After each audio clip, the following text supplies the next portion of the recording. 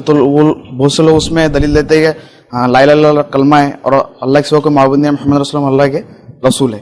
तो तुम बोलते हाजिर नाजिर नहीं है, तो वो उसको था करके बताओ, या नबी अल्लाह के रसूल थे बोल के। भाई ने बड़ा अच्छा एक सवाल किया, बहुत से लोग मुझसे भी करते हैं। एक मरतबा एक कॉन्फ्रेंस में मैं बयान कर रहा था, एक साहब आदमी और कहा नबी अकरम सल्लल्लाहु अलैहि वसल्लम के ताल्लुक से आपका क्या अकीदा है? तो मैंने कहा वही है कि अल्लाह के रसूल सल्लल्लाहु अलैहि वसल्लम एक इंसान थे और दुनिया जैसे इंसान आते और चले जाते, आप सल्लल्लाहु अलैहि वसल्लम को इंतकाल हो गया और आप चले गए। तो काफिर बोले कलमा पढ़ो, ला इलाहा इल्लल्लाह मुहम्मद रसूल। आप तर्जुमा करो, नहीं कोई माबूद बरहक सिवा अल्लाह के और मोहम्मद उसके रसूल। मैं इतना ही पढ़ता हूँ कलमा, आगे इतना ही है। तो बोले क्यों? माना देखो, ला इलाहा नहीं कोई माबूद बरहक इल्लल्लाह सिवा अल्लाह के, मोहम्मद उसके रसूलुल्लाह। अरबी में है नहीं, हुआ उर्दू जबान की खुसूसियत है, वो है और हैं लगता है हर जुमले में। अरबी में है और हैं ही नहीं हुआ मौजूद, तर्जुमे में है वो, तर्जुमे में है वो, लेकिन अरबी में नहीं है। तो मैंने कहा अरबी में मोहम्मद रसूलुल्लाह खत्म हो गया, है नहीं है उसके अंदर। तो नहीं बोले, इनसे पूछो, बोला वो एक आदमी ने पढ़ दिया मोहम्मद उसके रसूल है, देखो बोला है तो इसका मतलब जिंदा है। मैंने कहा अच्छा ठीक है, अब क्या करूं समझाने के लिए? तो मैंने कहा Gandhi ji father of the nation थे या है? बोले है। बोला जिंदा है इसका मतलब? नहीं मर गए ना। तो थे बोलो, तुम बोल के देखो, थे Gandhi ji father of the nation थे, बोलो माइक पे आके मेरे थे, जो क्या हाल करता हूं है ना, तो फिर जिंदा है? नहीं बोले जिंदा नहीं है। तो बोला ये तो तुमने वही बोले ना, अब थे बोलो ना तुम, फिर फादर ऑफ नेशन थे, तुम है बोल रहे।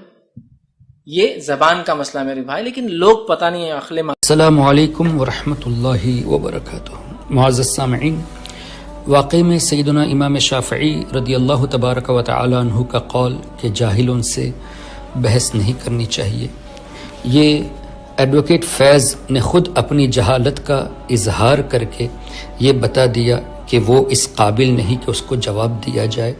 लेकिन चूंकि हमारे नौजवान अनजाने में फैज़ की बातों को सुनकर कंफ्यूज हो जाते हैं, इसलिए ज़रूरी समझता हूँ कि वजाहत के लिए कुछ ज़रूरी बातें आप तक पेश कर दूँ। सबसे पहली बात तो ये है कि फैज़ एडवोकेट ने ये जो कहा, गांधी की मिसाल दे के नबी करीम सल्लल्लाहु ताला अलैहि वसल्लम की मुक़द्दस शान पे जब गुफ्तगू हो रही हो, उनके ताल्लुक से जब अक़ीदा पूछा जाए तो गांधी जैसे काफिर की मिसाल देखना और लोगों को हंसाना, ये हुज़ूर अलैहिस्सलातु वस्सलाम की शान में मजाक करना हुआ। दूसरी बात यह है कि इन्होंने ये कहा ला इलाहा इल्लल्लाह में तर्जुमा यह है कि अल्लाह के सिवा कोई माबूद नहीं और मोहम्मद सल्लल्लाहु अलैहि वसल्लम अल्लाह के रसूल, और थे या है कहने के लिए यहाँ कोई तर्जुमा नहीं। तो हमारा सबसे पहले सवाल ये है कि आपने तर्जुमे में ये कहा कि अल्लाह के सिवा कोई माबूद नहीं, तो ये लफ्ज़े के अरबी के किस जुमले से आप लाए? ला इलाहा इल्लल्लाह नहीं कोई माबूद सिवाय अल्लाह, तो लफ्ज़े के आपने क्यों कहा? ये इसलिए कहना पड़ा कि एक जुमला मुकम्मल करने के लिए इस तरह के अल्फाज इस्तेमाल होते हैं, और अरबी का तर्जुमा जब तक आप इस तरह नहीं करेंगे बात पूरी वाज़ेह नहीं होगी।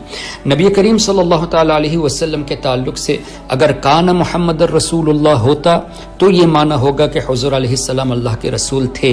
अब यहाँ कान नहीं है बल्कि मुतलक मुहम्मद रसूलुल्लाह है, तो इसका मतलब ही यही हुआ कि हुज़ूर अलैहिस्सलातु वस्सलाम अल्लाह के रसूल हैं। अब हमने ये कब कहा कि नबी करीम सल्लल्लाहु ताला अलैहि वसल्लम ने मौत का मज़ा नहीं चखा? बात तो ये है, हमारा अकीदा तो ये है कि मौत का मज़ा चखने के बाद अब भी हुज़ूर अलैहिस्सलातु वस्सलाम अपनी कब्र अनवर में जिंदा हैं, और इस पर कई आयात और कई हदीसें शाहिद है। मैं सिर्फ एक दो मिसालें कुरान करीम से पेश कर दूं ताकि नौजवानों के जहनों में जो कन्फ्यूशन है वो दूर होता जाए। अल्लाह तबारक व तआला ने कुरान करीम में इरशाद फरमाया, अन-नबिय्यु औला बिल मुमिनीन मिन अनफुसिहिम, मेरा ये नबी मोमिनों की अपनी जान से भी ज्यादा मालिक हैं। हुज़ूर अलैहिस्सलातु वस्सलाम हमारी जान से भी ज्यादा करीब हैं, जान से भी ज्यादा मालिक हैं کس نے کہا؟ اللہ نے فرمایا، سورہ احزاب کی آیت ہے۔ اب اللہ نے یہ تو نہیں فرمایا کہ اس وقت جتنے مومن ہیں انہی کے لیے ہیں، انہی کے قریب ہے، انہی کے مالک ہیں، نہیں، بلکہ تمام مومنین شمار ہے جو اپنے آپ کو مومن سمجھتے ہیں۔ اب اس آیت کریمہ کی روشنی میں اس کی تفسیر آپ دیکھ لیجئے۔ حضور علیہ الصلوۃ والسلام نے خود ارشاد فرمایا، میں مومنوں کی ان کی جانوں سے زیادہ مالک ہوں۔ یہ خود حضور علیہ الصلوۃ والسلام کی حدیث پاک کا مفہوم ہے۔ تو ہمارے آقا ہم سے زیادہ قریب ہے، ہم سے بھی زیادہ ہماری جانوں کے حضور علیہ الصلوۃ والسلام مالک ہیں۔ یہ قرآن سے بھی ثابت ہوا، حدیث سے بھی ثابت ہوا۔ اب اگر آپ اپنے کو مومن مانتے ہیں تو آج بھی ہمارے آقا کو اپنی جان سے زیادہ قریب مانو۔ اگر نہیں مانتے مومن تو مت مانیے، یہ آپ کا پرابلم ہے۔ اور جو حضور کو اپنی جان سے زیادہ قریب مانے گا تو یہ بھی ماننا پڑے گا کہ موت کا مزہ چکھنے کے بعد آج بھی حضور علیہ الصلوۃ والسلام حیات ہے اور اللہ نے فرمایا ہم سے قریب ہے۔ پھر ایک اور مثال سورہ توبہ کے آخر میں، لقد جاءکم رسول من انفسکم عزیز علیہ ما عنتم حریص علیکم بالمؤمنین رؤوف الرحیم۔ آخری جملے پہ غور کیجئے، بالمؤمنین رؤوف الرحیم، مومنین کے لیے اللہ نے فرمایا میرا حبیب رؤوف بھی ہیں، رحیم بھی ہے۔ اور یہاں یہ نہیں ہے کہ کان کہ رؤوف تھے، رحیم تھے، اب مومنین کے لیے رؤوف اور رحیم ہے۔ اگر آپ اپنے کو مومن مانتے ہیں تو آج بھی ہمارے آقا صلی اللہ علیہ وسلم کو رؤوف مانیے، رحیم مانیے، یعنی مہربان مانیے۔ اور مہربان ماننے کے لیے موت کا مزہ چکھنے کے بعد زندہ ہونا یہ بھی ماننا ضروری ہے۔ الحمدللہ ہم سنی مسلمان نے جو عقیدہ رکھا ہے وہ عین قرآن اور حدیث کی روشنی میں ہے۔ ہمارے نبی ہمارے لیے موت کا مزہ چکھنے کے بعد زندہ ہیں، آج بھی رؤوف ہیں، آج بھی رحیم ہیں، آج بھی مالک ہیں، آج بھی قریب ہے۔ آپ ان چیزوں کو نہیں مانتے تو آپ کون سے اسلام کی دعوت دیتے ہو فیض صاحب؟ اسلام کے نام پر آپ اسلام کے خلاف، قرآن اور حدیث کے خلاف باتیں کر کے لوگوں کو گمراہ کرتے ہو۔